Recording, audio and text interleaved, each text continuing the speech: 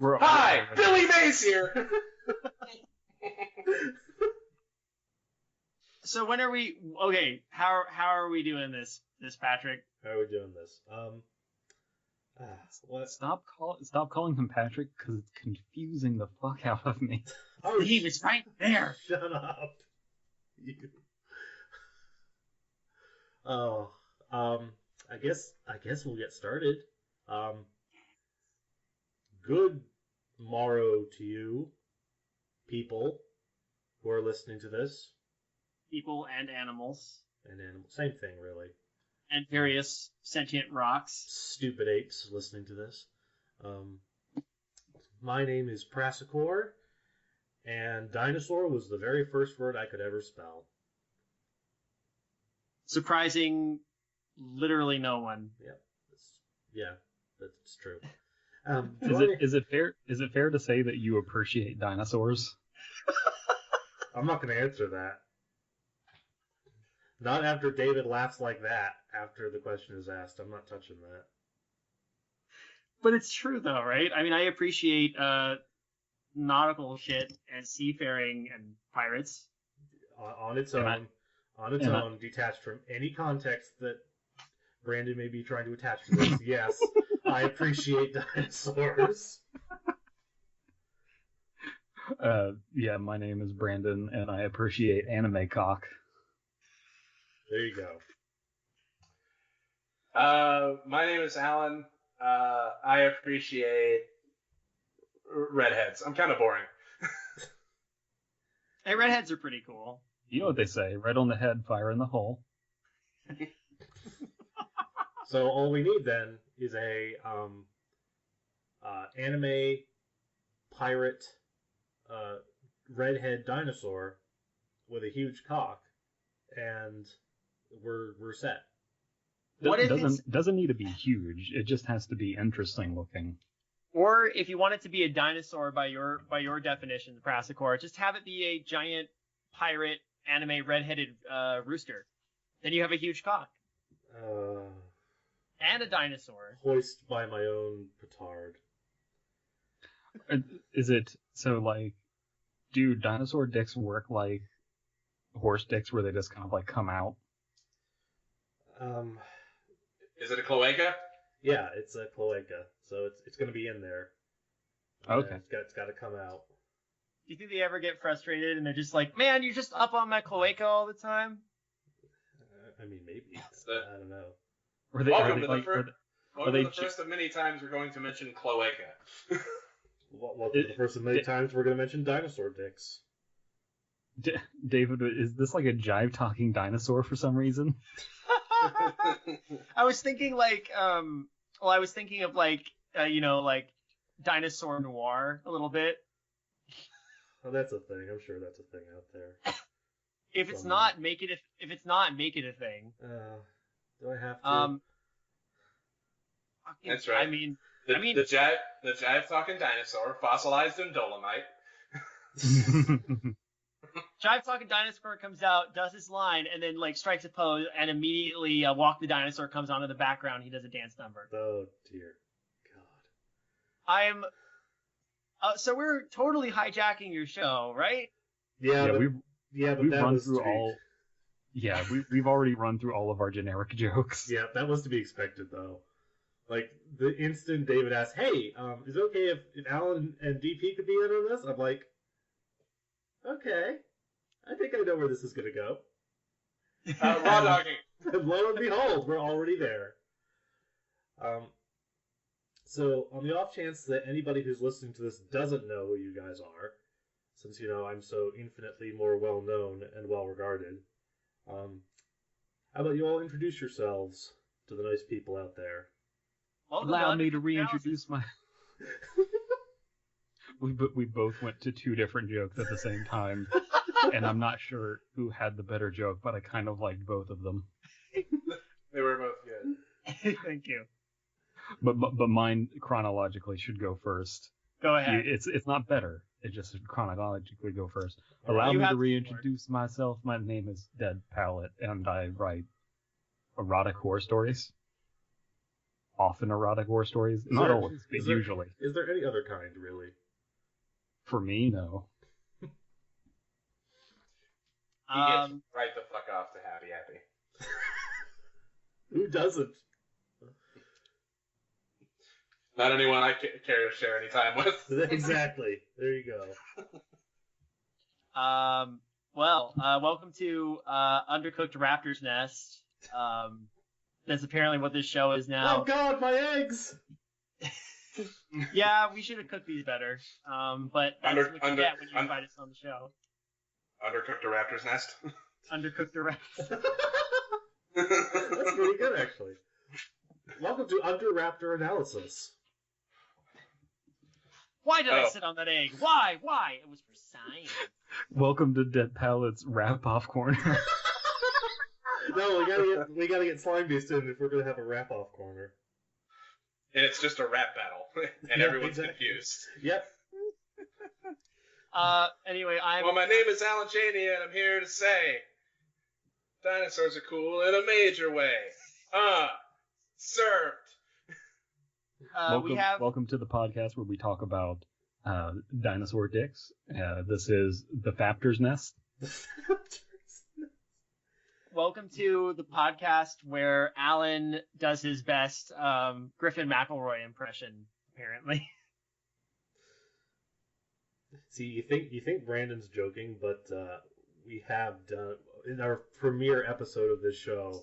It did eventually devolve into discussion of dinosaur dicks and dildos. So yeah, but I don't think it was inside the time of 8 minutes. Yes, but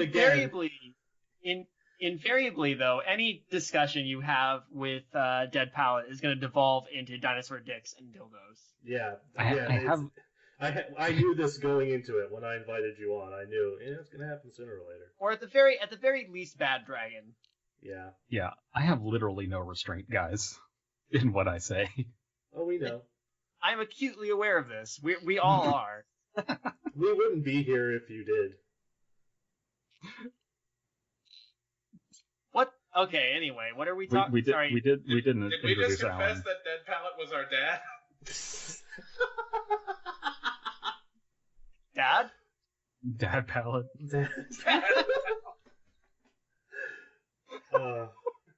Here's Dad Palette hitting on all our girlfriends when we bring them home. Believe it or not, he was passed over for the role of the dad just narrowly in American Beauty. God damn it! Someone fucking laugh! I can't. I'm not allowed because I haven't seen that movie. Oh, this descent into insanity we're putting you on is one of my favorite things. I'm going to intentionally not laugh at anything you say now. You're fired! You can't fire him. You can't. This isn't your show, jackass. Here. Alan? We need to have a poll. What is your favorite part of Undercooked Analysis? Alan's jokes, Dead Pallet's analysis, or David's insecurities? Okay, to steal a line from you, Dead Palette, just like with the Kratz brothers, you gotta have all of them. It's a package deal. I really did buy that Zubumafu PS1 game. Wow. Oh my god. Should this just be its own thing where we bullshit and then we actually tackle the topic in a different video? Knows. I mean, I could always edit this out. No. Oh, absolutely. Oh my. Do that. No. Oh my god, no. No, Brassicor, Are you my fucking friend. kidding me? I would kill you come July if this somehow got lost. Well, that's not even certain yet, so don't sharpen your knives just yet. No, we'll find you. Oh God. You don't have to come to Kale California. already knows where I live, so Of course So do she I. does. yeah. She knows where everyone I know where lives. you live. You know where I live? All right. Duh. All right. Fuck. You Yeah. live in Jurassic Park. If you want some terrifying, Kayla told me where me and my parents live. She did the same thing for me. David, your girlfriend's kind of terrifying. I know this for a fact. I And mean- yet, I mean, I love her. She's family. You know, we're both Maniraptorans, but okay, yeah. but So Yeah. Patrick, because we're calling you Patrick for some fucking reason. Are Mr. you going Patrick. to send this to all your zoological friends? They don't watch my shit. Are you kidding? They don't look at my bullshit. Hey, do you like Jurassic Park? Well, I have a pretty cool discussion for you. You know, most of God.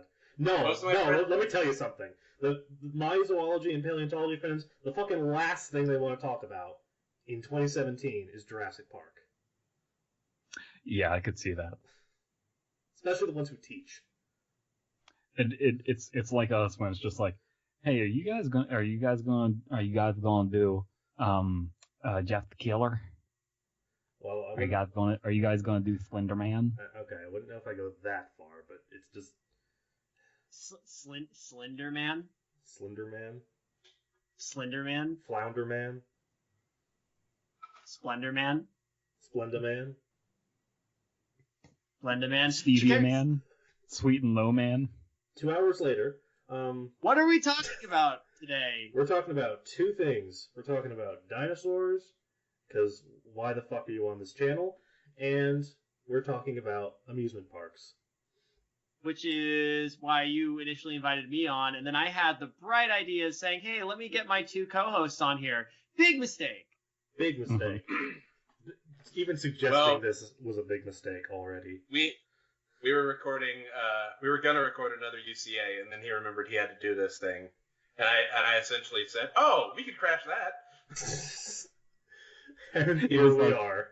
We were ready to record another podcast, and it's like, well, the press corps is doing this thing actually. And it's like, oh, let's go hijack his podcast. Right. See, here's the thing. You've hijacked the podcast, but you've also made it like 5 times more entertaining, at least. Well, that's Pe- People don't come to us for serious analysis. They come to us for bullshit, and then like 5% serious analysis pushed into the bullshit. I mean, just having the three of you on is gonna like boost my ratings significantly. So It will. Reach down, help the little guy up. We just did a funny bit in the episode we just recorded, where we didn't start off with any banter. We just started reading, and then like 5 paragraphs in, I finally cracked up and was like, "Is this what everyone actually wants?" not anymore.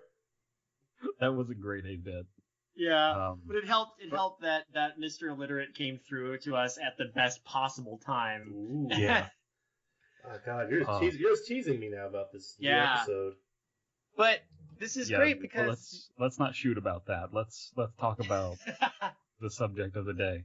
Let's outline the subject, and then we'll bullshit. All right. okay. All right. So basically, here's the idea. I like dinosaurs. I'm a dinosaur enthusiast, among other things. And What's his face? I was about to say David. And I am a What the fuck? and I get interrupted constantly by literally everyone. What was that, David? Go die in a fire. I have I don't even care anymore. David, what do you like? I like theme parks. He likes theme parks. So Yeah. that's why it was originally just going to be us two. Yeah. And then these two motherfuckers showed up. And have made things infinitely better. And as far as I know, they don't care as much for theme parks nor dinosaurs. Let me get this out of the way right fucking now. All right? I've been rewatching cartoons from my childhood to see which ones still stack up, which ones are still good. Uh-oh. And I am currently halfway Uh-oh. through watching Dino Riders. You know, on the Too Spooky Discord, we got into a thing about terrible cartoons from like the 90s.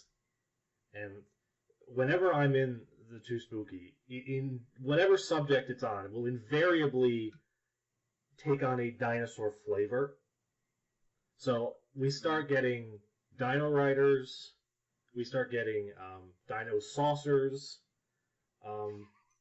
whatever that fucking one was, where it's like Street Sharks but with dinosaurs. I'm just, no. So Dino Patrick, Riders, by the way, as passionate as I was just now, not very good. I kind of figured. Shock horror. Here's the thing, though. Skeleton Warriors? Pretty alright. Skeleton Warriors. So I'm getting that the premise is Jurassic Park is a dinosaur theme park. What would our dinosaur theme parks be? Right, we're gonna do dinosaur theme parks right. Because I should mention the reason this got to me initially was because me, Kayla, and Prasicor here, we were all watching Jurassic World, and I had never seen the movie before. And the only part of the movie I actually liked was when they first kind of brought us into this theme park. I'm like, that's kind of cool. We actually kind of get to see what the park would have looked like had it actually opened instead of, getting ruined by Newman. Yeah. It's literally the best part of the movie. And then everything after that is just... Garbage. Yeah. Garbage. Utter garbage. Mm-hmm. But being the... but then... I agree with you, but I don't know how I'd feel about watching a 2-hour movie about things going really well in an amusement park. No, my problem No. my problem is not that things go wrong. It's that they go wrong the wrong way. Things have to go wrong the right way. Yeah, if you had a movie that slowly built all of the problems and like actually nothing exactly went wrong in the movie and the movie ends on just like the precipice of shit going crazy, that would be the best. If it's just like a slow build movie, but that would not review well. No. Probably But it'd be pretty cool. Well, two wrongs don't my make it favorite- right. But then again, I'm the guy who wants to make the J. Jonah Jameson movie, so... Yeah. So, the perfect idea person, then. Right. Yeah. My favorite part of the movie is Chris Pratt's ass. His Chris Prass. Is Chris Prasicor? Chris Pratt. I'm gonna go hit Is myself now. Is Chris Pratt the secret third brother of the Kratz brothers? Walking in the woods one day, Chris and Martin saw something gay. Gay. I certainly want to fuck him enough. I gotta tell you, Chris Pratt does nothing for me. Oh, man. No, me neither. But he works out. Nice. Yeah. I could see him getting coochies wet. Yeah. I can see that. And he does. So I'm guessing one of us should pitch our idea and not Prasicor, because his idea should be last, because it's probably going to be the most genuine idea. Well, yeah. I think part of what we had discussed I have a couple initially. different ideas actually, but Well, I figured it could be a free, I figured the discussion was going to be fairly open, but yeah. But open. But what kind of got me interested in this too was then after we watched this, and I was like, well, that was disappointing.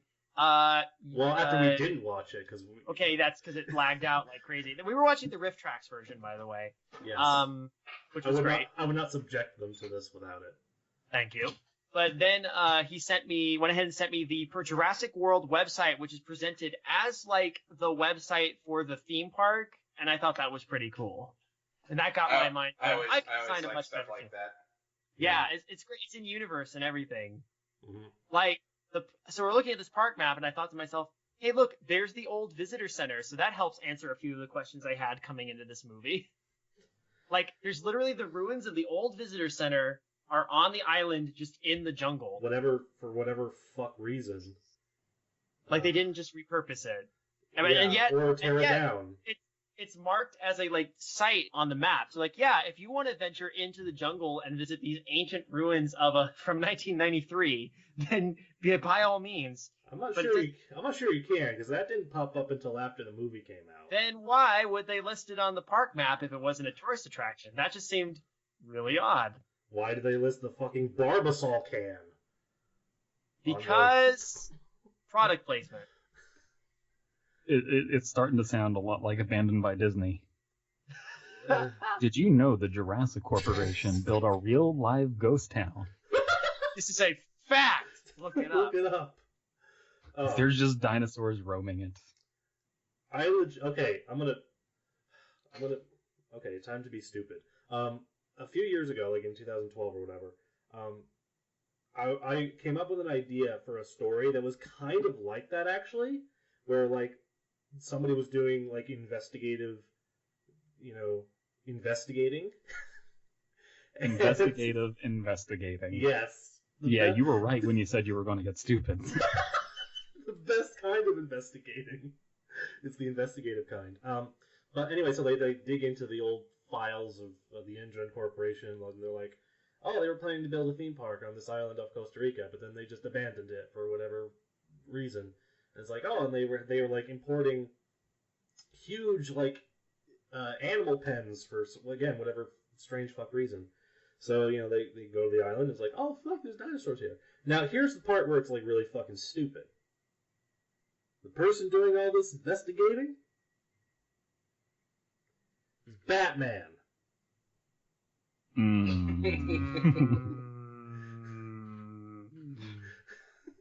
Why Batman? I don't know. I was bored. Because John Hammond is secretly Ra's al Ghul. No joke. The League of Assassins is part of the plot. We're not here to make the same mistakes that John Hammond made. Except for all of them, as it turns out. For all of them, yeah. Literally, when I first saw Jurassic World, I was there with my best friend, and there's a part where Wu says, we use tree frog DNA to, adapt her to a tropical climate. I lean over and say, frog DNA? When has that ever gone wrong? So, I have here a Tumblr post I made right after I saw this movie, called My Summary of the Best Scene in Jurassic World. Boss man, how can this monster camouflage himself? Woo. Oh, well, we had to fill in some genetic gaps with cuttlefish, and they can camouflage themselves. Boss man, and how can it hide its heat signature? Woo. Oh, well, there was a minor problem, so we filled in the gaps with some tree frog DNA. Boss man, and why aren't bullets hurting it? Woo. It was having trouble pooping, so we went ahead and added a bunch of Kryptonian DNA. Boss, you're just the worst fucking scientist. Woo. We actually found that out 2 decades ago, and I'm still here. It's the most implausible part in this movie about a dinosaur theme park.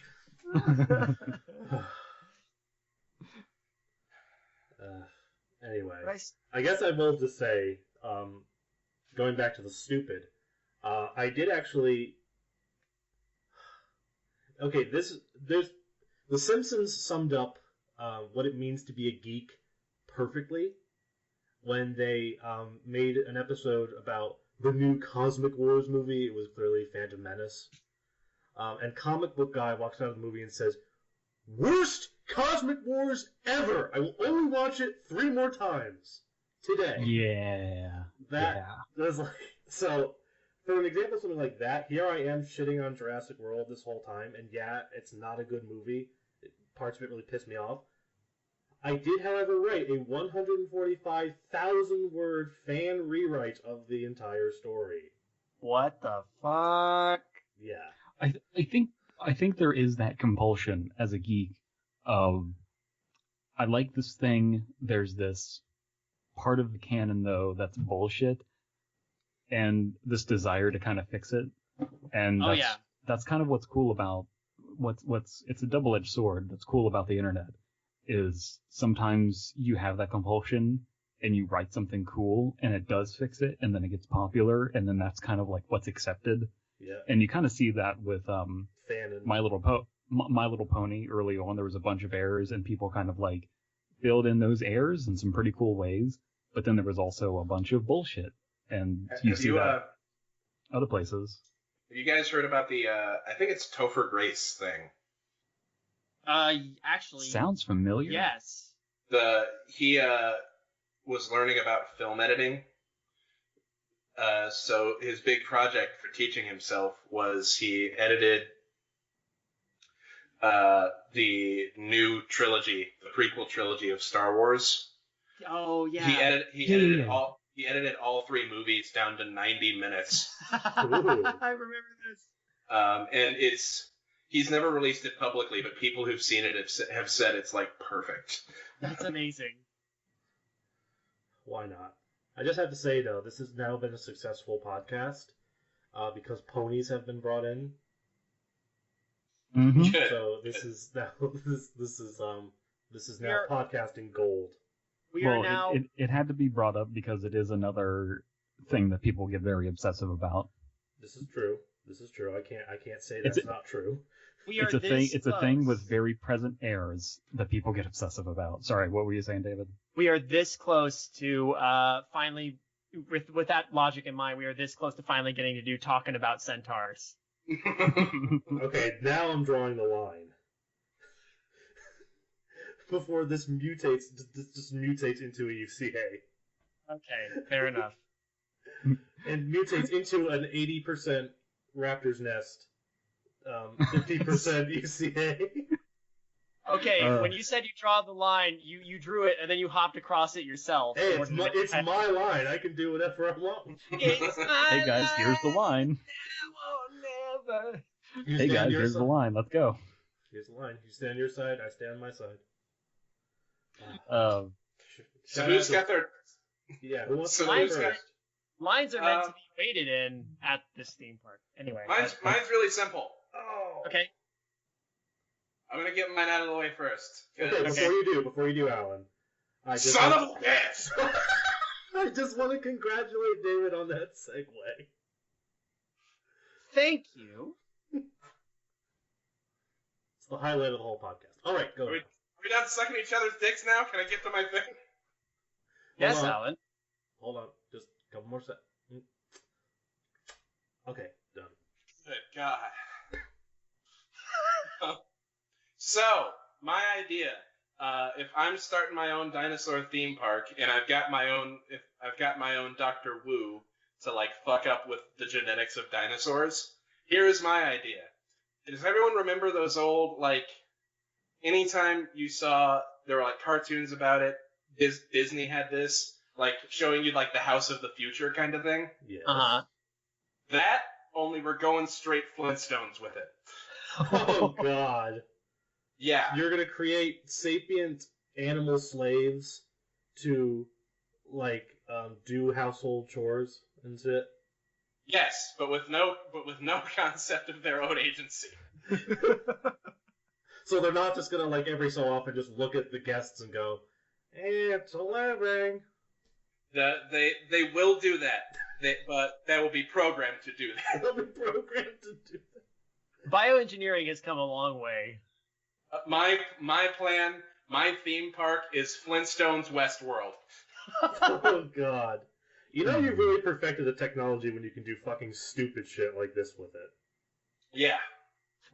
No, that should have been how the first season of Westworld ended, is just like, instead of the spoilers, the characters getting like their own free will, no, they get their own free will and then they start cloning dinosaurs. Yes! And then they ride them into battle. We go right from one Michael Crichton novel directly into another. Yeah, See, that. I Would they watched... serve you drinks and like concessions and stuff? Because I want dinosaurs to serve me my like French fries. Absolutely. To serve man. There's a place in England called Blackgate Chine. I don't know if they still have this, but they did have this thing, this super kitschy, fucking stupid but fucking delightful thing, where they had robot dinosaurs that, like, owned their own restaurant. And theirs was, like, this ornithomimosaur, like, playing a piano, and this really, like, aristocratic Allosaurus dressed in, like, a smoking jacket, and just being like, oh, I don't really like vegetarians. They usually stick in between the teeth. You know, shit like that. So if I'm getting this right, it's kind of like the gorillas. Like, no. The owner of the restaurant is the dinosaur. The Allosaurus owns the restaurant. Probably. Yes. No, but my concept, if it went for full Westworld, would also make for like 100 times more entertaining a movie than Jurassic World. Because that would be like Jurassic Park meets, what's that Stephen King movie where Maximum Overdrive, Yeah. where all the machines come to life, Right. and murder. Yeah. So now you've got a tiny mastodon who has only known how to function as a vacuum, trying to kill you. I love it. No, here, that's what I love. It's a mastodon. Even if it's a tiny mastodon, it's still a mastodon, so it's still got these, giant ass fucking tusks sticking out of its face. But it's still just trying to kill you like a vacuum cleaner. It doesn't know that it has the tusks. Oh my god, so when everything goes wrong and the fences get shut off and suddenly all of the creatures gain agency and start running around, people are going to be like, we have to get to the getaway car, and they all hop in one of the cars, and they're like, where's the engine? There is no engine, and they all have to start running on the ground. And suddenly they realize, wait a minute, this doesn't add any speed. This is literally slowing us down. So someone's running from the mastodon vacuum cleaner, and they're like, oh god, and then like it just like starts sucking at their foot, and it's like, oh, not clever girl. Oh, stupid girl. So stupid girl. As a brief aside, I've seen the first season of Westworld. I enjoy Westworld. As opposed to the second season of Westworld? That's gonna happen. Still, I've seen Westworld. I enjoy you just Westworld. dated the show. Yeah, way to fuck it up. I've seen Westworld. I enjoy Westworld. I feel like they've tried to explain it. The one thing I can never get on board with in that show is why the Wild West was their first choice for a fantasy vacation. Yes, very good point. In a United States that currently is jam-packed full of fucking Renaissance fairs.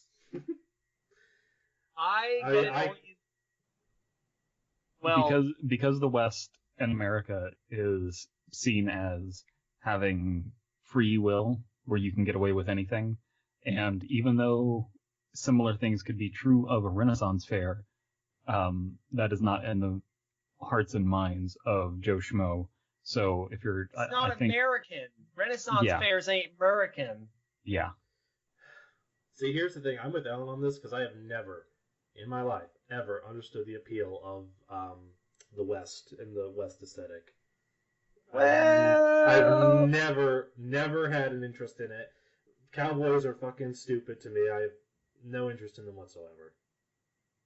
I mean, I feel the same way, but only in comparison to ninjas, because ninjas are way cooler. But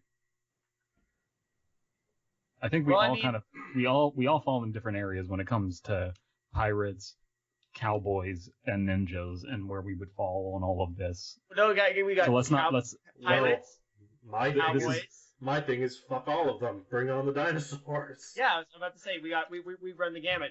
I got me with pirates, you with ninjas there, Dead Palette. Alan is a pirate. Mm-hmm. Yeah. So there you go. 2 in Camp Pirate over here, and dinosaurs. Yep. 2 in Camp Pirate, 1 in Camp Ninja, and 1 in Camp Right. Yes. Though I will say, given all the things we've just listed, my Flintstones Westworld idea is the one I'd take. No, I'm pretty good with that. Yeah, I like this. I do that too. The House of the Future is the house of the past. Except not, because that was never the past. Right. Dun, dun, yeah, well, it was the past considering when the show came out, but. Sure. Dun dun dun dun. Oh my god. Are they gonna have to get Can they still keep the weird? I mean, the weird progressive things and odd things, like progressive things, and like who was one of the first couples to ever be shown sleeping in the same bed? Fred and Wilma. But also, what was one of the weird things? Oh yeah, Fred Flintstone selling cigarettes to kids. Hey man. I think you know I want the dinosaurs to be selling the cigarettes to kids. Animation is expensive, David. You know, you gotta advertise some cigarettes to kids. It's 11. It's 11. Hey, it's 11. It's You're a despicable scumbag for selling cigarettes. It's 11. I decided I want my theme park to just be a recreation of Alan's theme park, but in the present day. So all you're doing is finding ancient weathered ruins of this house of the future and the fossilized remains of all these different creatures, including a museum display with two skeletons that look suspiciously like Fred and Wilma. Would you be able to tell that they were Fred and Wilma because of their skeletons? Yeah, so because they have this very distinct shape. You just want a legitimate museum. Yeah, that's what you want. You want a museum. Yeah, I want the. You want a museum, but where all of the displayed skeletons are set up like it's an episode of the Flintstones. You want a museum, well, you want everything in it to be fake and fabricated. I wanted that. There's just a fossil. No, because they're gonna be like, early man looked like this, and Fred's soul is gonna take up like 90% of his body because that's what the character looks like. There's just a big fossilized bird and a little fossilized bird, and like over here we have two species. This one is a can opener, and this one was hedge trimmers. Alan, what you're describing is basically a creation museum. Yep. Take that, creationists. Oh, come at us, creationists. Controversial opinion. What are you gonna do? Forgive me?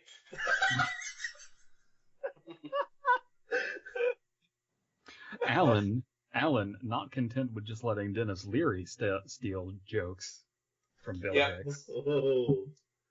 Yeah. I had a bit and then I lost it. Your train of thought derailed. There were no survivors. Oh, okay. No. What if this gets me thinking? Think forward in the future. We have the ability to clone dinosaurs and stuff. Yeah. And Jurassic Parks are just everywhere. Okay. Yeah. Mm-hmm. It's just something that you do. You take kids to Jurassic Park on Saturdays, and they're just like, I don't want to go to Jurassic Park because I have Jurassic VR where I can just ride dinosaurs and everything. Yeah. So it's like boring and it's mundane. Did you say bribe dinosaurs? It's funny, actually. Yeah. Bribe them. It's actually funny you say that because that actually was the sort of idea going into Jurassic World was what if, we lived in a world where dinosaurs had become mundane and sort of just part of everyday life. So like the director said that his image going into the movie was to have a teenager on his phone standing with his back to the Tyrannosaurus enclosure, and the T-Rex is like right there. And that's actually something I really like about Jurassic World. That's something I try to sort of carry forward into my fan rewrite. And this is also what drives them to create this genetic hybrid, is this idea of, real dinosaurs are boring, so we're going to make new monster dinosaurs that are more exciting, and, see how well that goes. They're Poochie dinosaurs. Yes! No! That's fucking it! I was literally talking to somebody. I was talking to another Jurassic Park fan about the Indominus, about like what it could mean, and it should have been Jurassic Park's Poochie. It should have been a way to comment on because here's the thing, real quick for people who aren't Simpsons fans, Poochie is like the tack-on character that they put onto the show Itchy and Scratchy. And Poochie's dead.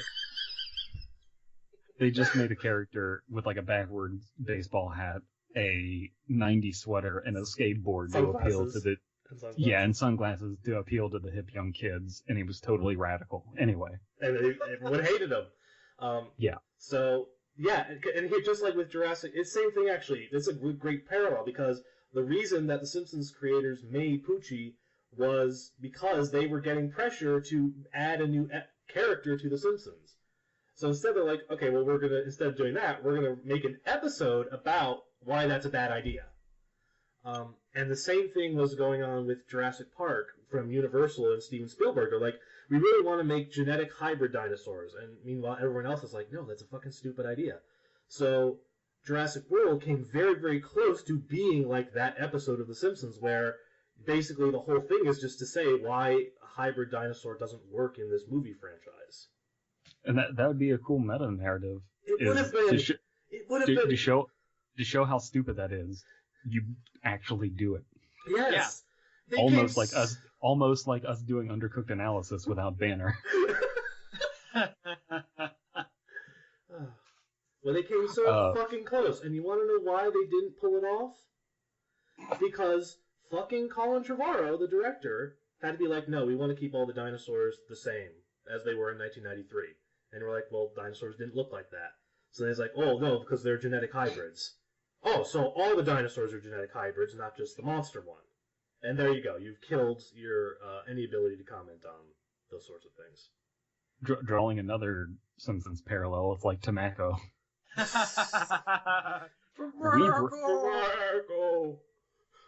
We bred this dinosaur. This is this half Allosaurus, half tomato. Attack of the Killer Alamado. We have to take out these Alamados with Rube Goldblum machines. Awful. Oh man. So by the way, everyone, welcome to the one podcast that is about dinosaurs, horror, and The Simpsons. Dinosaurs, also traps. Throwing that in there. Yeah. Okay, why not? And by traps, I mean Rube Goldberg machines, obviously. Well, what else would we be talking about? For real. We are appealing to a very specific niche market on this show. Yeah. We really are. Rube Goldberg, length the fish fucker. By the way, if anybody is interested, if anybody cares, potential spoiler alert here, Jeff Goldblum is going to be in Jurassic World 2. See, Jeff, that'll make me Jeff, see it. Finds a way. Yeah. And I will only see it 5 times. I will, okay. You know how many times I saw Jurassic World in theaters? I don't want to know. Good. I'm going to guess 3. 16. Oh. What? Are you... I'm not joking. I'm not kidding. I was about to say the most I'd ever seen a movie, and I thought my number was going to be shocking. But holy fuck. No, for a movie that I have admitted to thinking is bad, and not even liking that much, but it's because Jurassic Park made me who I am. I would not be who I was if not for this movie. So it was the nostalgia. It was the connection I had to the franchise. I mean, the music swelled and Patrick heard it and he turned around and went back in. No, then he wanted to throw his popcorn at the screen because the fucking theme was playing over a fucking hotel! Michael Giacchino should be sentenced to death for that. So, it's just... No, it should have been a dubstep remix. I saw Django Unchained 7 times. Yeah. See, that's respectable. I can respect that.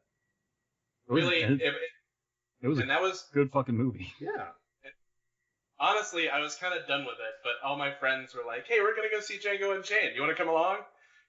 Like a bunch of different groups of friends kept asking me that, and I kept being like, "Yeah." Well. One might say that you were Django chained. I knew you were going to go there. You were Django'd into it. It was just like Django. So, getting back to the point I was trying to make a million fucking years ago. 66 million years ago? Yes. So, dinosaur parks have become mundane. What if the novelty became regular fucking museums? It's like, we get to see dead dinosaurs? Well, here's the thing. Are the museums, are they still fossilized remains? Or have, like, when the animals that live in the park die of old age, they, like, ship the bones to museums, and now they're just, like, actual bones? No. People are interested in fossils now. Okay. Because they're the real deal. They weren't created by science. These are natural, born and bred dinosaur remains. See, here's what I can see. I would see paleontologists, because here's the thing. One thing they do touch upon very, very briefly in the Jurassic Park franchise, not as much as they really should, but one thing they touch upon briefly is, well, what is the role of a paleontologist in a world where dinosaurs can be recreated? And one point that Grant makes in the third movie is that actual dinosaurs lived 66 million years ago. What is left of them is fossilized in the rock, and it is in the rock that real scientists make real discoveries. What John Hammond and InGen did at Jurassic Park is create genetically engineered theme park monsters. Nothing more, nothing less. Yeah, but... It does become a distinction without a difference, though, if in practicality they're the same thing. It's like saying, well, that's not a tomato because it's a GMO. Yeah, well, here's the thing. If the dinosaurs actually looked like dinosaurs, I would agree with you. But seeing as how they don't look like dinosaurs, they look like fucking movie monsters, then to me that is a big distinction. Okay, yeah, fair enough. Mm-hmm. I'm guessing that if you had a dinosaur park, they would all have feathers. The ones that should have feathers would have feathers. And then you just put feathers on the other ones as reparations. As reparations? For 20 years of having to fucking deal with Jurassic Park's baggage. Oh, lovely bird, beautiful plumage. Well, you know that's funny is that it's more than 20 years though, because you do have to contend. You do or 24 years this year. Well, no, you do have to contend with that perception's been around for a while though, because you look at the old what's it called Flintstones things. They had featherless dinosaurs as well.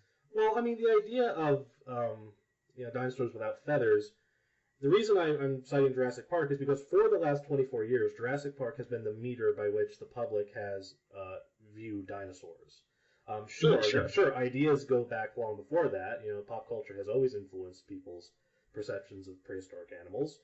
But for my life and for my job, Jurassic Park is the one I've been having to contend with. The metaphor that David often brings up is an albatross. Yes, I know, because of his Rime of the Ancient Mariner fetish. Yeah. And which is appropriate because an albatross, being a bird, is a dinosaur. So there you go. And there you go. I guess we should bring up my idea. Yep. Okay. So my park, it would be a park where you kind of choose a role. You pick a dinosaur that you like, and you get that dinosaur, and that dinosaur has robot parts, right? Because it's not going to be a genetically cloned dinosaur; it's going to be a robot dinosaur.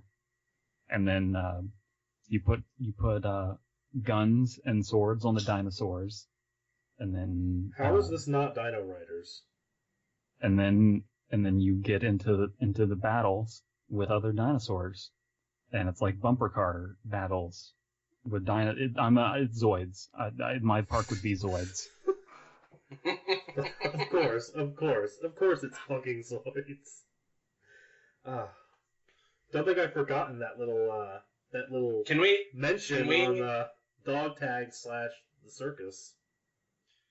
The The eternal battle of teaching the debate between what were dinosaurs like, the Flintstones or Zoids. And that's what we have here now, because we've had Alan's idea, which has basically been the Flintstones, and your idea, which has been Zoids. Brandon. Okay. I'm loving it. I'm loving every bit of it. Mm-hmm. Can we throw some Dino Riders in? They cannot comprise more than 10% of the park, though. The Dino Riders have to be guest characters. All I'm trying to get at here is actual dinosaurs with laser weaponry that you ride. No, wait, stop, wait. Faction battles between robo-dinosaurs and real dinosaurs. Yes. We have solved it. So there's only one problem I can think of with your park, Brandon, is this.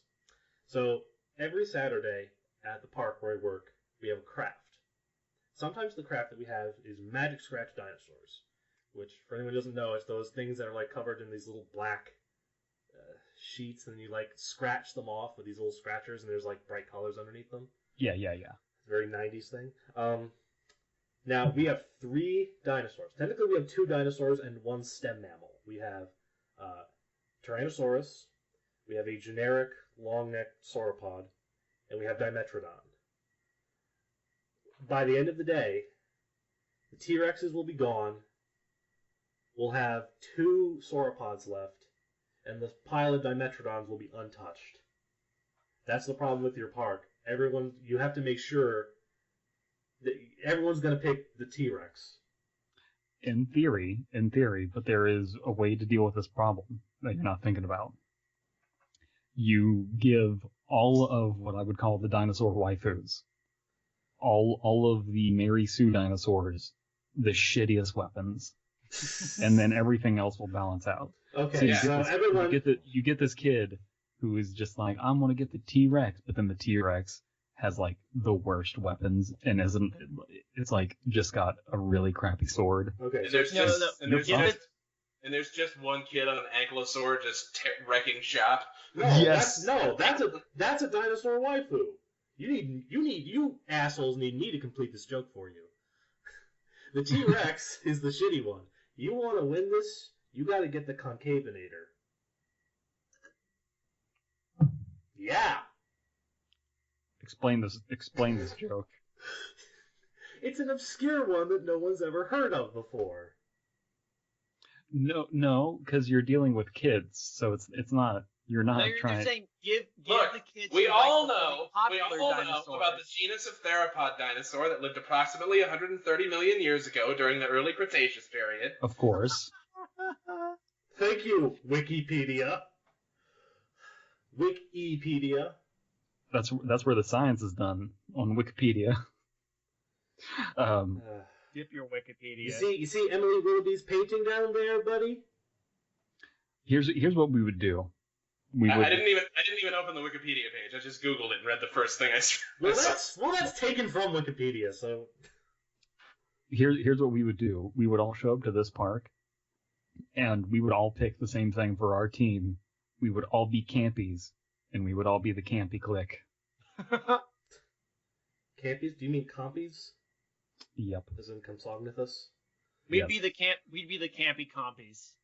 Campy compies. It would just be super gay, late Jurassic German theropods. No, we would have the compies would have sniper rifles, so we would be the campy compy clique. Okay. But instead, I still want the Ankylosaur. The SGDTs? Instead of having the super gay German theropods? Instead of campy compy clique, each one of those being spelled with a C, they would all be spelled with K's. I keep meaning to invite you guys to the Cool Cats Club. I still stand by Ankylosaurus, though. That's my go-to dinosaur. Yeah. Because it's like having a big walking tank. Well, if you like Ankylosaurus, you know what you're really gonna want is Zool. Yeah, this Anybody? has been all over this has been all over BuzzFeed and shit. Yeah. There's a new genus of ankylosaur that's pretty much just like what everyone thinks Ankylosaurus looks like, only a bit spikier. And it's been called Zool by somebody who I follow on Twitter, Victoria Arbor. And the specific name, which I can't pronounce at the moment, translates as Destroyer of Shins. Play soccer with one. See how that goes. Yes. Wait, so if you got the Zool version of that, I want to get mine, and I want to get one as a pet. And I want to name it Dana. But it's never going to come to you. Yeah, I'll be Because like, Dana. there is no and Dana. It will say, this is a really obvious joke. It's beneath him at that point. Dana. Come on, dude. Dude, come on. Vince Clortho. You could at least try. Rick Moranis. All right, so now that we're dealing with two different kinds of dinosaurs, robo-dinosaurs and real genetically engineered dinosaurs, but with they're obviously fucking armor and weapons. And No, I'm prepared. No, that's the thing is we need to figure out what the deal is. I'm guessing that the story, because there has to be an in-theme park story, right? You know what I mean? Yes. To make it a for theme sure. park as opposed to an amusement park. For the amusement park, there's literature and stuff, right? Right. Here's the story. It's going to be like a Last Samurai story, where it's like the world has been taken over by the robots, and the old dinosaurs are preserving the old dinosaur way. The old dinosaur way of eating as much as they can, pooping as much as is required, and doing their best to fuck their way to survival. Those things, and so they wouldn't be using guns. They would all have are you talking armor. about dinosaurs or me?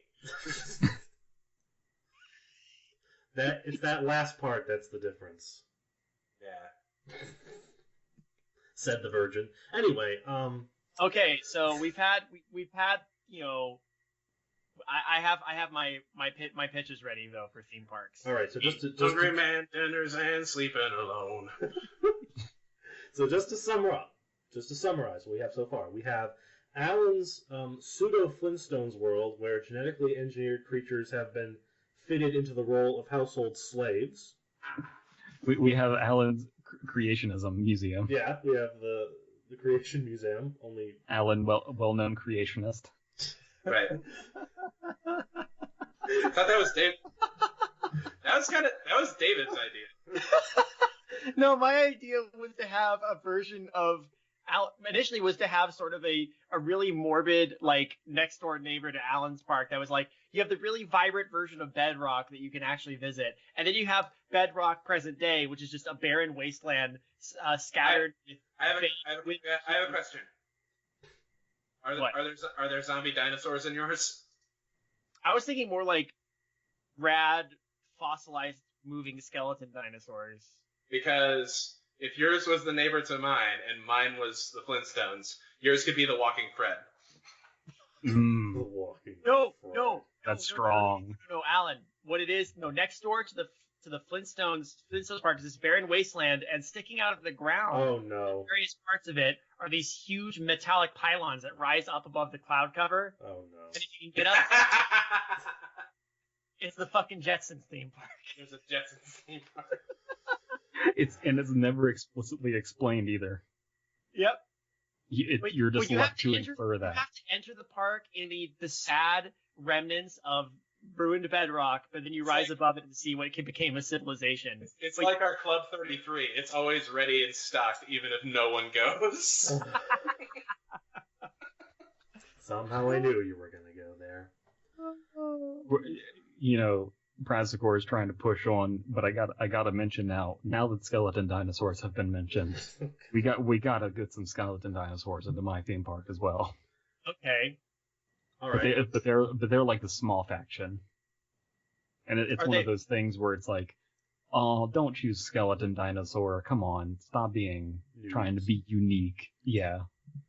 But the skeleton dinosaur themed part of your park is where all the spooky rides are, right? Yeah. So it's a battle between tradition, progress, and death. and skeletons. And skeletons.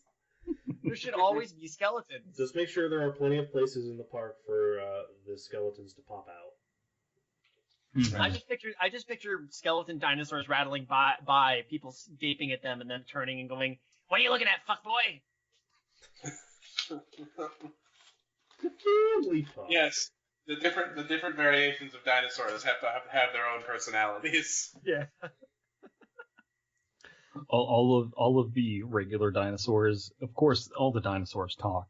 The regular dinosaurs, of course, all the regular dinosaurs have very strong Japanese accents of like honor and dignity. Hi. Because it's your park. And... Yes. All right, so I have two ideas. Which one do you want first? Do you want the second one? Okay. The second. Try and tell me the second one first, if that is even possible. No. Okay. Oh my god, that reminds me of a discussion that I heard between two friends of mine on their own podcast, and one was trying to say, it's as if they made the prequel first. And he was like, that it's not a fucking prequel, it's just the first one. It's the first movie.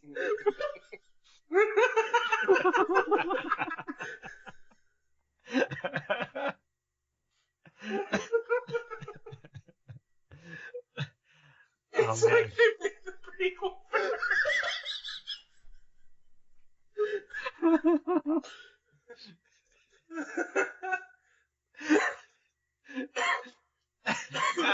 that is a total.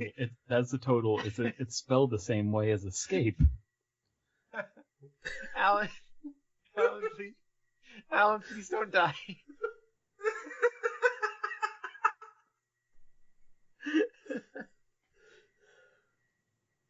So, okay. So, the first thing I thought of was, all right. First thing I thought of off the top of my head was, well, since we're talking about the 80s and like the late 80s, early 90s, which in my mind were like the peak of everybody being into dinosaurs, or at least the media, like part of me thought, hey, how funny would it be if someone made a theme park based around the shitty Super Mario Brothers movie, which is actually not that shitty in my opinion. It's okay. It's okay to be wrong, but okay, keep going. You just gotta appreciate it for being terrible. A generic early 90s movie. I won't argue for it that much. But anyway, then I realized, no, hold the phone. You know what? My park, the first park I would do would be, it would still be like Jurassic Park in that it would be on a tropical island, off the coast somewhere, and you'd have to go to it. When you get there, though, all the hills are like weird and ovoid, and there's like blocks and shit floating in the air, and you're like, what? And it's basically Super Mario World.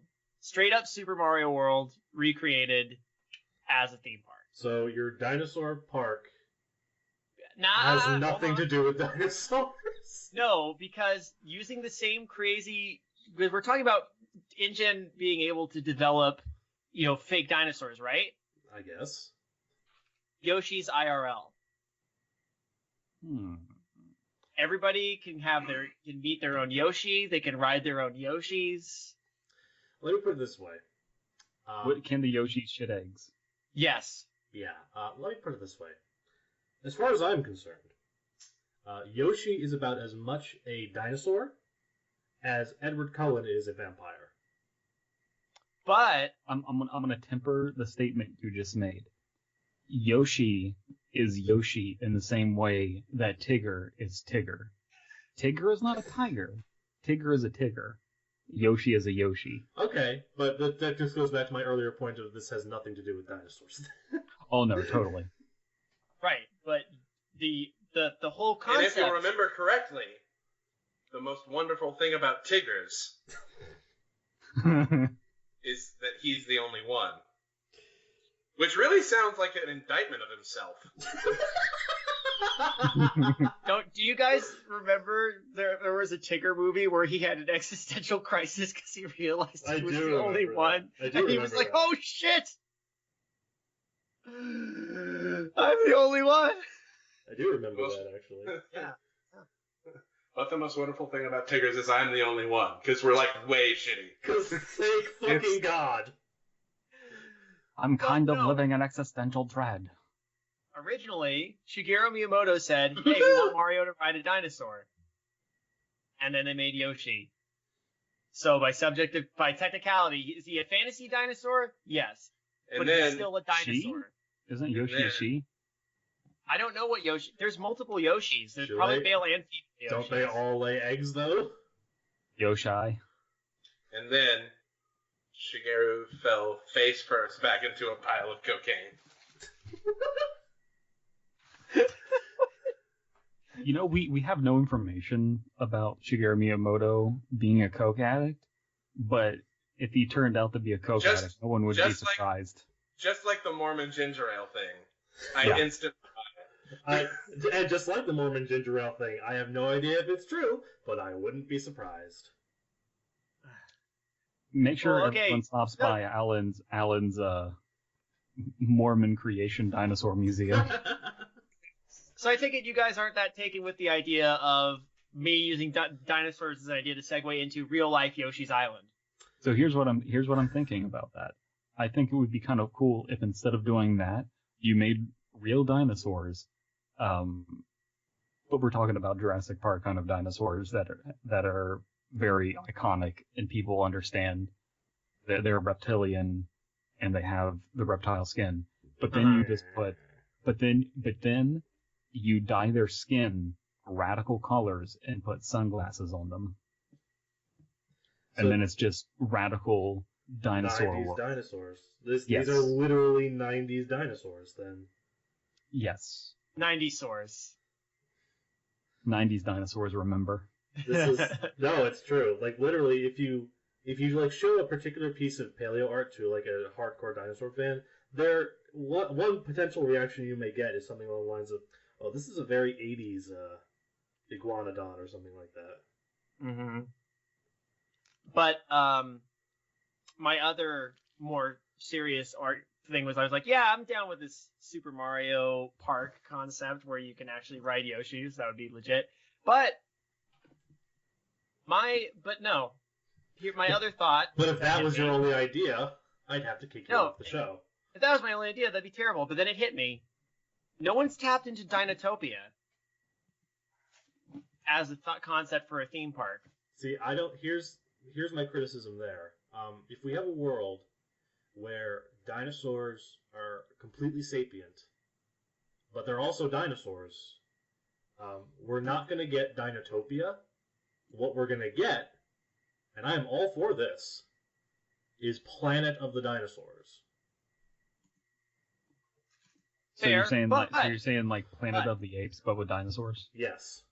Okay. Okay, but hear me out, because the thing with Jurassic World is that it sucks. but we're going with the universe logic that dinosaurs exist because they've been genetically engineered, and they can do stuff, and they exist and whatever. I train of thought. But I look at Jurassic World and I think, okay, it's there's stuff. It's like a big wildlife park, but it's not really a theme park now, is it? Now, what you could do is you could take areas of the park and theme them like parts of Dinotopia. And you would have really cool, awesome, like, storied vistas, and you have opportunities to put genuine, like, Disney-quality rides in among sort of like Disney Animal Kingdom-style exhibits for real dinosaurs. Okay. That's kind of interesting. So you'd, like, go into the park, and the first place you would go is, like, Waterfall City. Like, how would that would, like, be the best way to get into the park? You get this really epic setting. You got all these like buildings. You got signs marked with the footprint language. It would all be built to be really immersive. And then different parts of the park, which is where you could see different kinds of dinosaurs in exhibits, would also be themed like different areas of the island, and you could go and visit them. And when you're not seeing dinosaurs, you'd be going on rides that are themed after elements from James Gurney's series. So this is my actual serious like thought about that. You could have all kinds of crazy rides. Like I know Skybacks. Well, would that be a ride, or would I actually get to like fly on Quetzalcoatlus? That would be pretty cool if you could do that. I was thinking it would be a ride that simulated that, because I don't know if they would have realistically gotten to that point. But hey, if we're tossing around some of these concepts anyway, why not? Let's actually have the ability to ride Quetzalcoatlus. Compared to some of the ideas that have been thrown out here, that one's really not too far out there.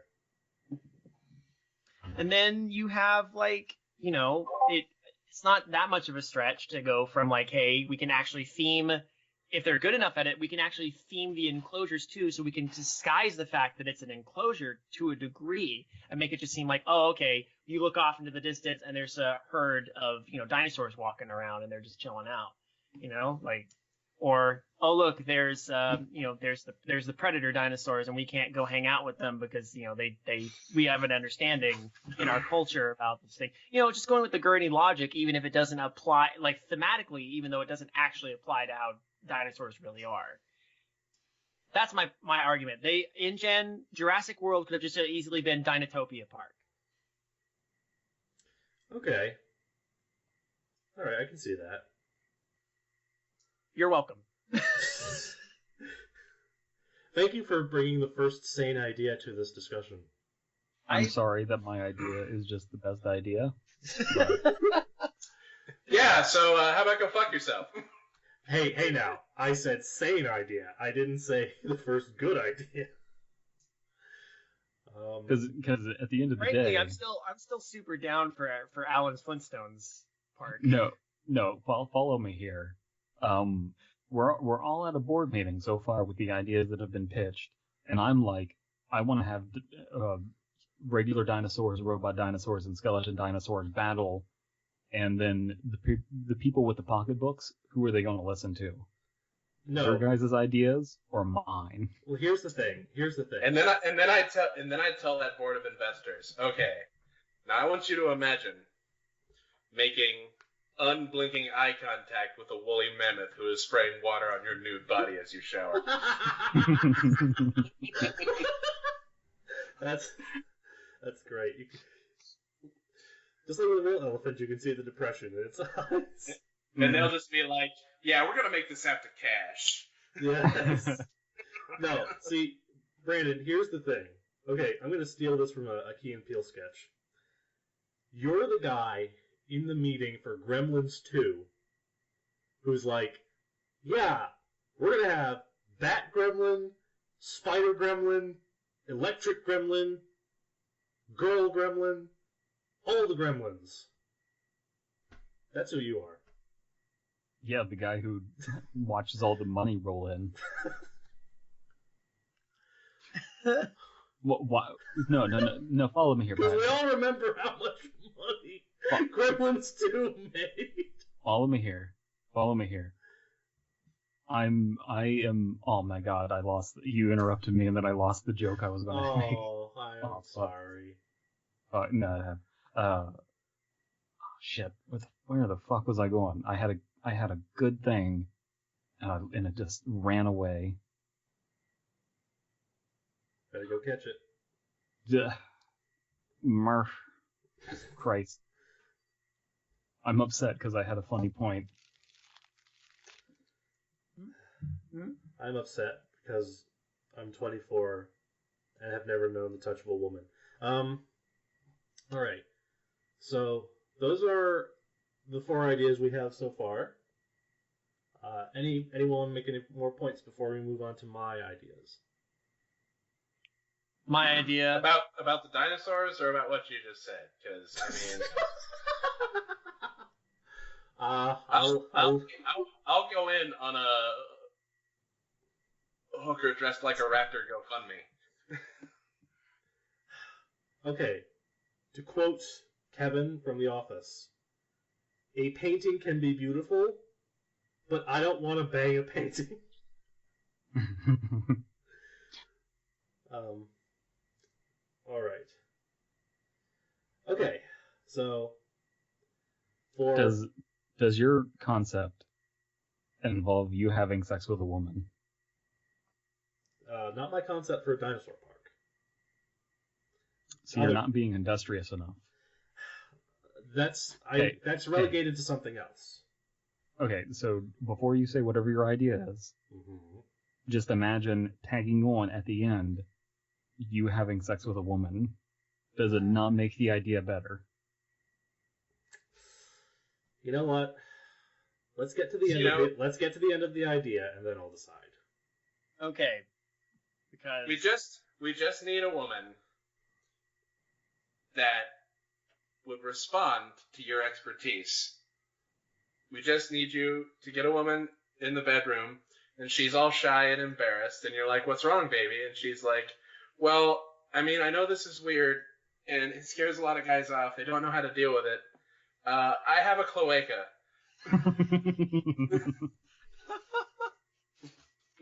I would hope so. No. Genuinely hope so. Here's what happens. After the park has been running for like 10 years or so, I go up to my head geneticist and like, so yeah, you guys have gotten really good at this. You think you can like engineer a woman who would want to do me? From my heart, from my hand, why don't people understand my intentions? Yep, but then we come back. They come back to me like, Mr. Murphy, do you mean a dinosaur?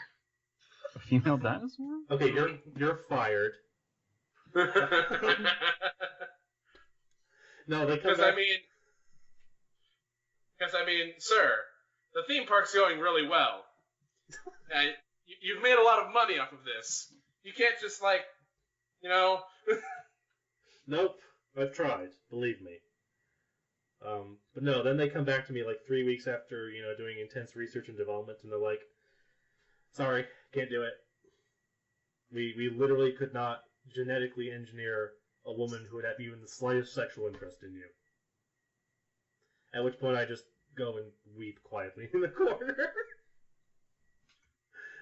Telling you, man, you underestimate the power of like a Aladdin magic carpet ride on its pterodactyl.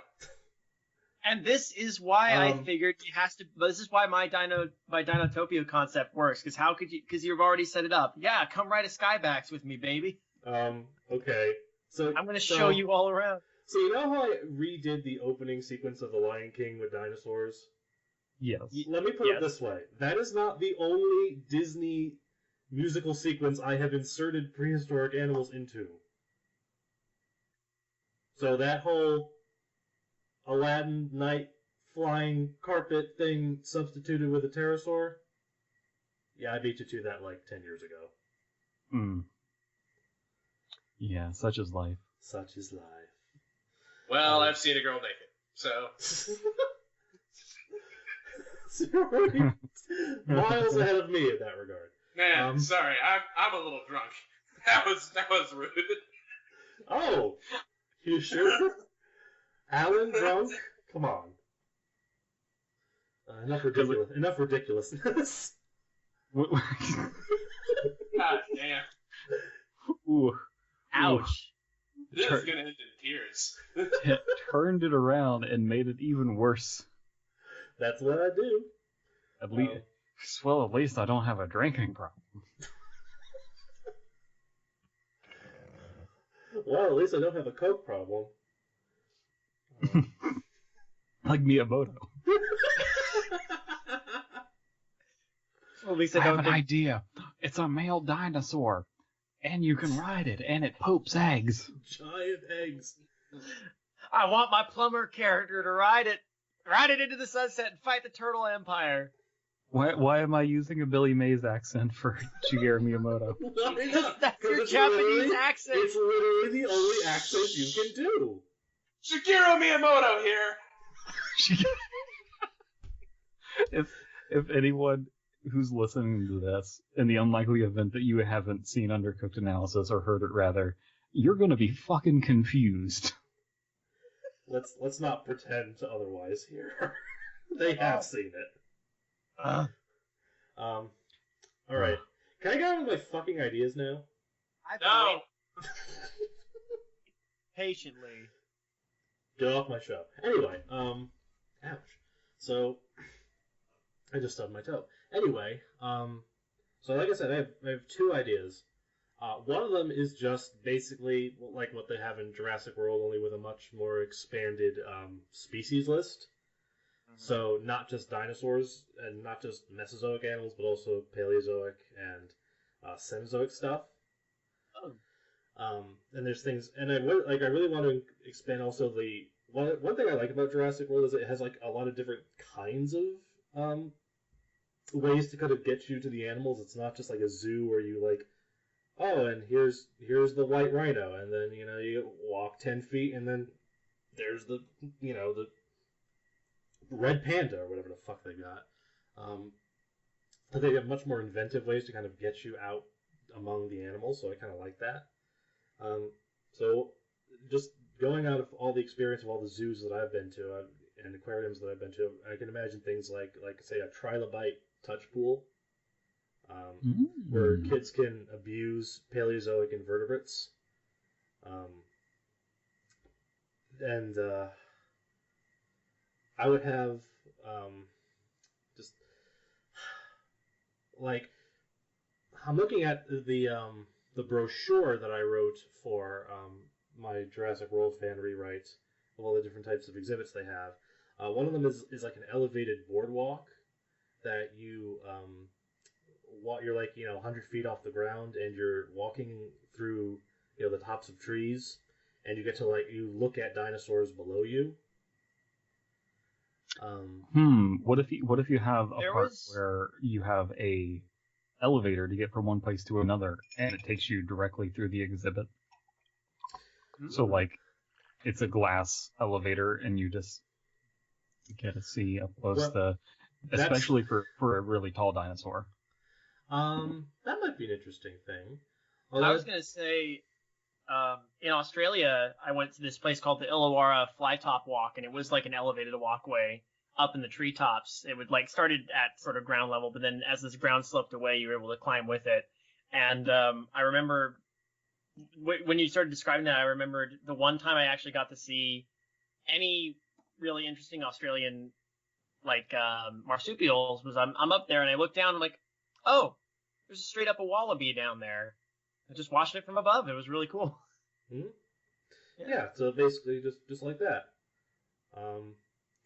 And I'm looking, what animals do I have in that exhibit? I've got Brachiosaurus, Dinochirus, Therizinosaurus, Baryonyx, Suchomimus, Ankylosaurus, Styracosaurus, and Hadrosaurus. There's one other thing that I want to have is I want to have a small animal house. So some of my favorite prehistoric animals aren't dinosaurs. They're just animals that are really, really fucking weird. Especially if you compare them to animals, their closest living relatives. So it's just a sort of almost like a reptile house at a zoo, only it's filled with these small-ish type things that are just really fucking weird. There's a creature called Chaeravipteryx from the Triassic period. It's like a lizard, but it has really, really long back legs, and stretched across those legs are membranes, almost like a wing. So it's got leg wings. It's really weird.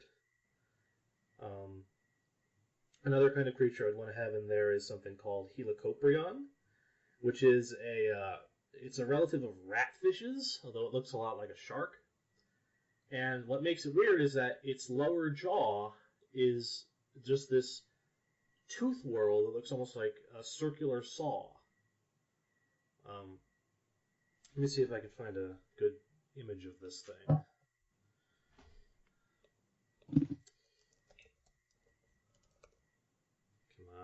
Come on. So you want to know what I've been thinking about since this episode has started and we've been talking about theme parks? What? How has there not been a Willy Wonka's Chocolate Factory theme park yet? Licensing, I'm guessing.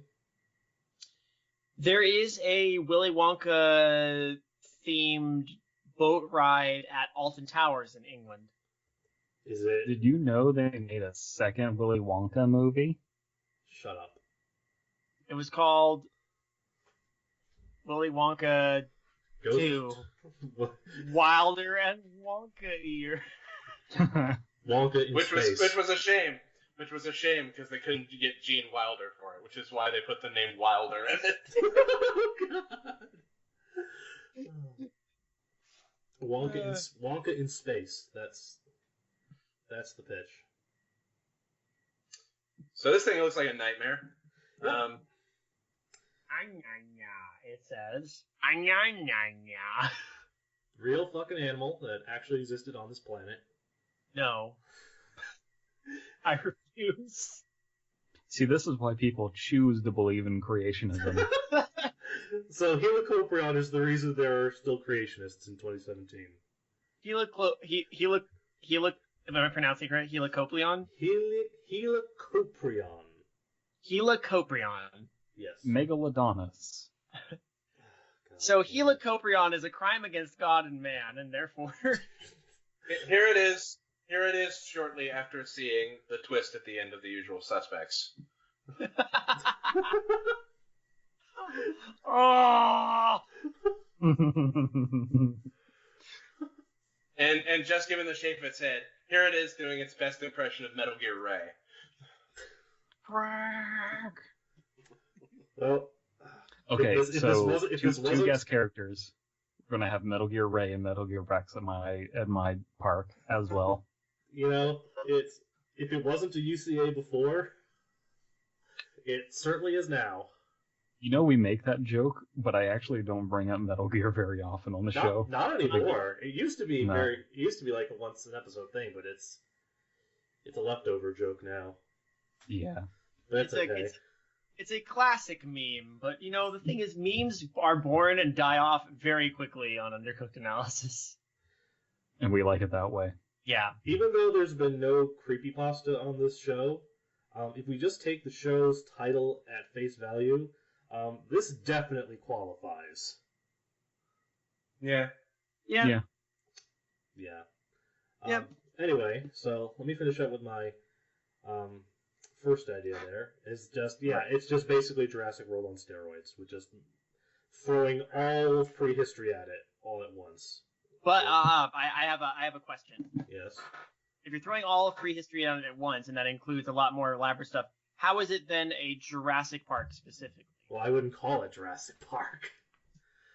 Okay, so you would just call it prehistory park or prehistoric park. I'd probably rip off an amazing new video game that's coming out soon that you can listen to when the next episode of the Raptor's Nest comes up, which should be out already by now, where I talk with Sober about dinosaur games called Prehistoric Kingdom, which is a park builder that's dinosaur focused. Wait, what? Yeah. I'm down for the. Sorry, I just heard your boner hit the microphone. Holy shit. Yeah, hold on, let me fix that. Yeah, you shouldn't hold your microphone so close to your crotch. It's unavoidable. Come on, guys. Alan, are you really making a small dick joke? 2017, and you're making a small dick joke.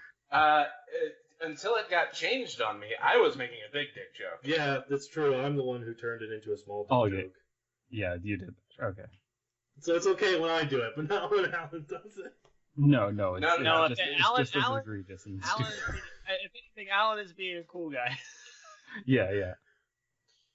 You see, my joke was that if his penis hit the microphone, which was by his face, it would have had... Whenever life gets you down... You know, my joke isn't necessarily a small dick joke. Because even a large dick, a normal human-sized dick that is of large size, the microphone would still have to be pretty close to the crops. Okay. So Darren was played by Dick Sargent and Dick York.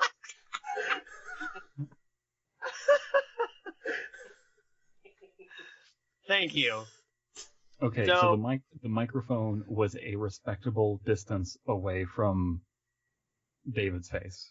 From David's whatever. Exactly. I'm done. I'm done with the bid. Can we all stop talking about my dick now, please? No. No. Jesus Christ, no. Never. Because your dick is actually part of my next idea, so. Oh, well, okay. Right.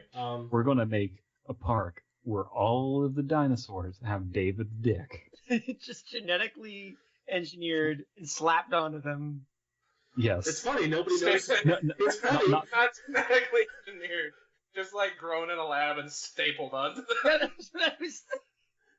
It's weird because nobody notices the difference.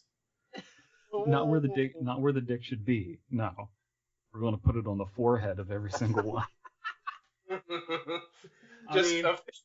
I guess we could just take a Sharpie and just draw wangs on all their foreheads. Well, it's really hard to tell if the dinosaurs are happy to see their trainers when they approach, so you have to look at the foreheads now. No, because they're just stapled on there. They're not connected to any blood supply. Okay, so which theme park do you want to go to, Timmy? Do you want to go to the Zoids theme park? Do you want to go to the Flintstones one? Or do you gotta go wander into the magical forest of Dickicorn dinosaurs? You know what? This podcast has reached its climax. This podcast is not part of the Benview Network. For obvious reasons. Or other podcasts like this anywhere else. How about this for a concept, though? You get a dinosaur, you genetically engineer it to have white, erasable skin, and so you can just, it's the Sharpie dinosaurs, and so you just graffiti all over the dinosaurs. It's 122 feet long. It weighs 80 tons. It's the largest animal ever to walk this earth. No human being has seen anything even remotely like this in the history of the human race. But how many wangs can I Sharpie onto its side? We draw wangs on dinosaurs not because it's easy, but because it's hard. As wangs ought to be. Alright, so now to get on with my second idea for real. Holy shit, you guys. Yes? No, just in general. Okay, yeah. My thoughts exactly, Alan. Please continue. Man, if you thought UCA had stupid bullshit on it. Okay. Second idea. Second idea is to make an actual theme park, a real theme park, that you can actually make in the real world. Now, of course, we can't clone dinosaurs in the real world, but if you've ever seen anything from the Walking with Dinosaurs live arena show, you'll know that what they can do with puppets and animatronics is actually pretty extraordinary. Mm-hmm. And so if I'm thinking that if we build on top of that and advance things even more, we can create a park where it actually does feel like you can go and see dinosaurs. Now, I have a couple of different ideas for attractions for this. So, the first thing you see there is a nursery where little puppet dinosaurs are hatching out of eggs, as well as dinosaurs that have recently hatched that are kind of being nursed by caregivers. Now, just like with a real animal park, you're never going to see the same thing here twice. Because new eggs are always hatching, new dinosaurs are always growing. So you switch out the puppets every week or so, to kind of so that way if somebody comes again, they'll see something different, like they would expect to see if these were real animals. This is an intense role-playing game you have going on here. And that's the idea. The amount of active improv a lot of these people have got to do is going to be intense. Well, I mean, they can also schedule ahead of time. They can say, we're gonna this week we're gonna be hatching Apatosaurus, Jayawati, Indosuchus, and Hesperornis, and shit like that. So there would be So at Six Flags New England, I went on this ride where you sit. You sit in this circular contraption. Wow, this is going to sound so stupid. The description, that is. You sit in this circular, tube that's floating on a river. And it goes down this sort of, artificial river rapid. Cool. And you can actually, spin it. There's, a wheel in the middle, so you can, spin it so people can get, different views of things. So it's that, but with dinosaurs along the river's edge. That actually sounds pretty neat. Yeah. There would be, I would imagine there being, roller coasters. So one coaster idea I have is the Feathered Serpent, which is based on Quetzalcoatlus, and there'd be a huge animatronic by the entrance to the coaster, as well as life-sized models in flight as the coaster goes by. Patrick, how many hours have you spent mentally masturbating about this idea? Let me put it this way. A couple weeks ago, I did actually Google how to create your own theme park. Yeah. This is like the dinosaur geek equivalent of when wrestling fans theorize what it would be like if they were a wrestler. Or we're booking the company. Yeah. I think that's a little more accurate, actually. For fantasy booking. Yeah, for Brandon, for your analogy, this would be if I was actually thinking about what it'd be like to be a dinosaur, which I have also done, but it's not connected to this. You've been a dinosaur. There's a scientist guy by the name of Thomas R. Holtz Jr. He's a professor at the University of Maryland. He's the world's leading expert on Tyrannosaurus Rex. When he was a little kid, people would ask him, "What do you want to be when you grow up?" And he'd answer, "I want to be Tyrannosaurus Rex." Mm-hmm. And in that sense, he failed miserably. He appreciates dinosaurs a little bit more than you. He also might appreciate Kingdom Hearts a little bit more than you. Well, that goes without saying. Marginally. All right, other ideas I have. The centerpiece of the park would be a live arena show focused on Tyrannosaurus Rex. Story of a tyrant told in 3 acts from hatching. Then the second act would be adolescence, and then the final act would be as adults. Just sort of playing out their lives and doing the things that dinosaurs do. Trying to think. I know I have other ideas. I did want to make sure there weren't too many motion simulators in the park. But one thing that does seem like it would be good for that would be a submersible dive into the Western Interior Seaway of the late Cretaceous period. So you're in a submarine and you're encountering mosasaurs and plesiosaurs and shit like that. Mm-hmm. Is there anything that attacks the submarine, quote unquote attacks? Yeah, I'd say the mosasaur could attack the submarine. Gotta be a big old scary thing, or else it's not gonna be a thrilling ride. And people are always like, "Fuck education, I want a scary ride." I disagree, but What you need to do is have the submarine be shaped like a dinosaur itself, and then one of the other dinosaurs tries to fuck your submarine. I knew it. I know you want to get dinosaur dicks in this park, okay? And they're there. They're just in different parts. Is there an exhibit for just the dicks? Just a room of free floating dinosaur dicks? The dick exhibit? Well, if the park wants to stay true to accuracy, no. Because we don't have any fossilized dinosaur dicks, so we don't know how big they are or what they look like. We know that they must have existed because there are lots of dinosaurs, but we do not know what they look like.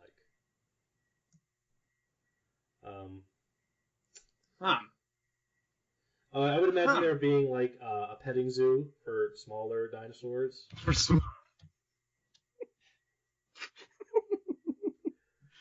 God damn it. You child. A petting zoo for dinosaur dicks. In defense Dog. of... Dog, it's 3 a.m. I was about to say, in defense of Brandon, it is 3 a.m. I have to fucking work tomorrow. Should we? Well, I've said my piece. We've all said ours. We're just waiting for you to review yours. It's fine. Don't let the fact that it's 3 a.m. distract you from the fact that in 1998, The Undertaker threw mankind off Hell in a Cell and plummeted 16 feet through an announcer table.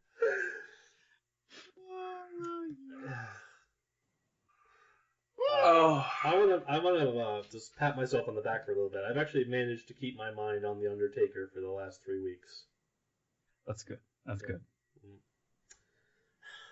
So I guess that's how I want to end this, of being like, I actually have an idea for an actual dinosaur park that I want to be real.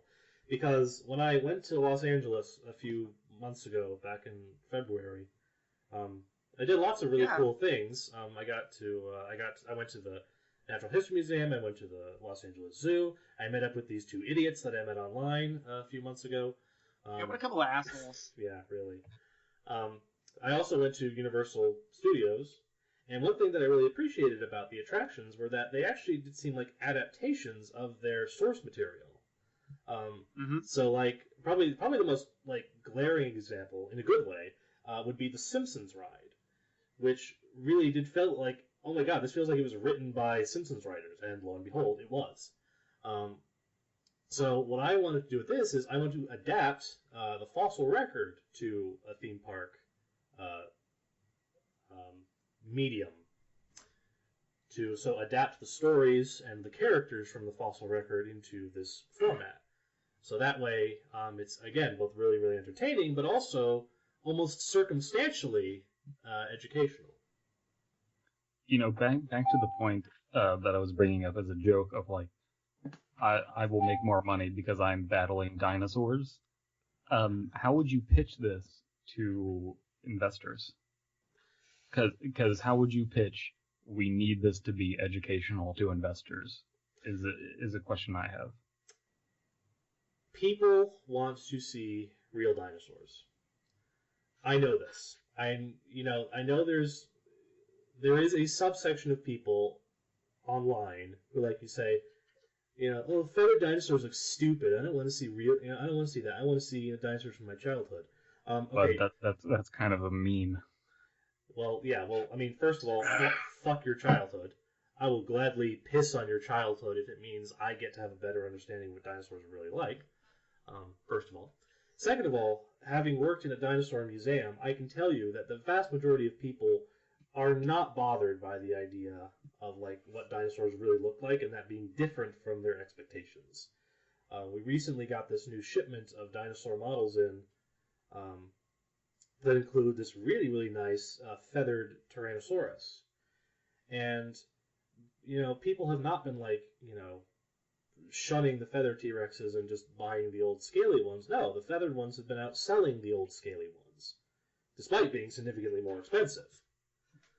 So, whenever I give talks to people and talk about, feathered dinosaurs and how, our ideas about dinosaurs are constantly changing, people are into it. People are interested in this. People want to see real dinosaurs. And even if there is a place for dinosaurs as movie monsters, there is definitely a genuine desire to see real dinosaurs and what dinosaurs really looked like, to really experience them as they really were, as animals and not as monsters.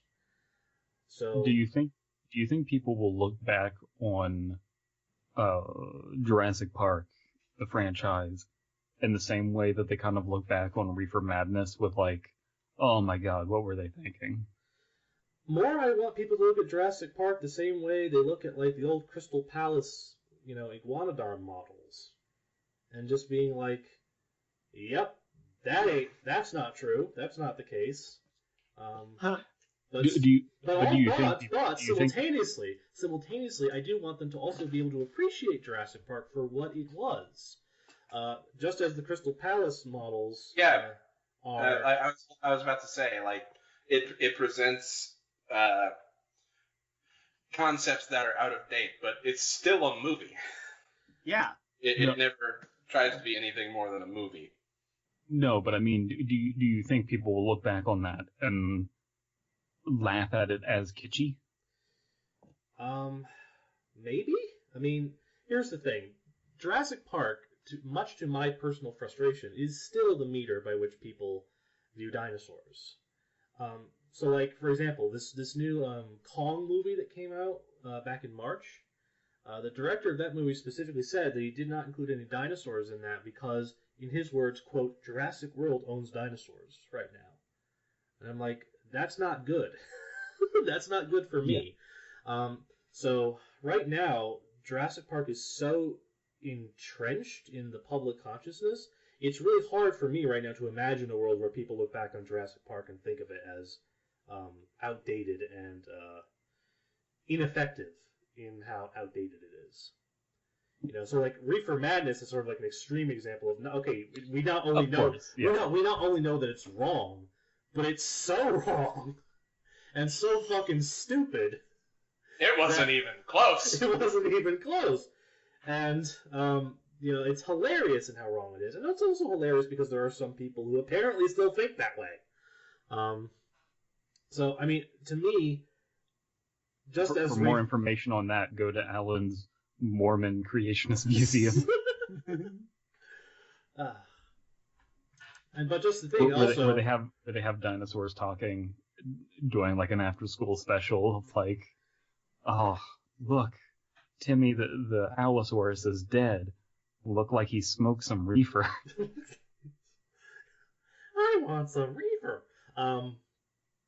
But also, I mean, again, Reefer Madness is 80 years old at this point, if not older. So yeah. Again, if there ever does come a time when people look back on Jurassic Park in that way, it's very far from now. And so I guess what we're really trying to say with this whole episode is smoke weed every day. So remember, kids, do drugs. Do all the drugs. All of them. Without Since I'm stealing Bill. This message was brought to you by Shigeru Miyamoto. Since I'm stealing Bill Hicks lines, not all drugs are good. Some of them are great. So, ultimately, though, who won? Or was this even about winning? Because I realized, Patrick, I think your last idea, my last idea, could actually correlate. If we merged them together, we could have one section of the park that's just themed after Dinotopia, and then the other section of the park that's themed after... have Yoshis? Yes. No, I would fucking put a sign out at the, at the park entrance. No Yoshis. Aww. Just put like a black silhouette with a circle and line through it. Just have security guards beat the shit out of kids who have Yoshi plushies. Yes. And here's the thing, we would Fuck encourage you, kids, smoke weed. We would encourage people to bring Yoshi plushies with them on like the website. And then they would get beat the shit out of them. To teach them a lesson. Yeah. I declare myself winner. As you so often do. Mm-hmm. But my idea came across through committee because my ideas were not mine alone. Because Alan's just like, what if we put real dinosaurs in? And then it's like, what if we put skeletons in? Yeah, then David was like, we can put skeletons in. And then Patrick's just sitting there in the corner, just shaking his head. This is why we're the welcome committee. You're the welcome committee. Let's end this pod. I gotta pee. Let's end this podcast. You're the welcome committee, and I'm your pet. Right. Good night, everybody. Oh, wait, hold on. You can't just end it like that, you fucking pleb. No, you're right. You're right. We gotta plug our show that no one knows about. Right, exactly. That little-known show. Okay, yeah, talking about centaurs. So that's going to be on the Benview Network pretty soon here. Centalk. It's when every episode, and I've actually thought about this. This is actually going to become a feature on Coffee and Pie. We get fans to submit percentages of animals, and we discuss like how those would work and how they'd live.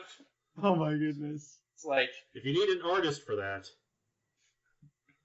Go find someone else. Because I'm not drawing that stupid shit for you.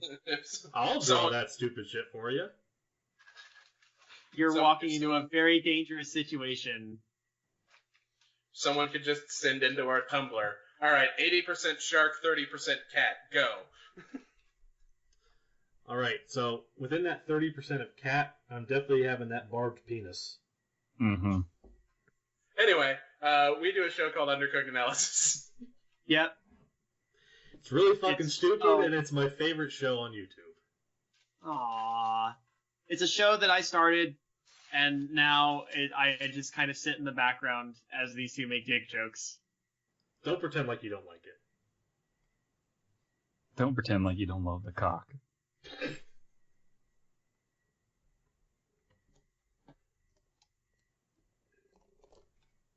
That's called deafening silence. If anybody hears anything on my I swear to God, if you don't end this podcast, I'm gonna piss across the country and hit you in the head.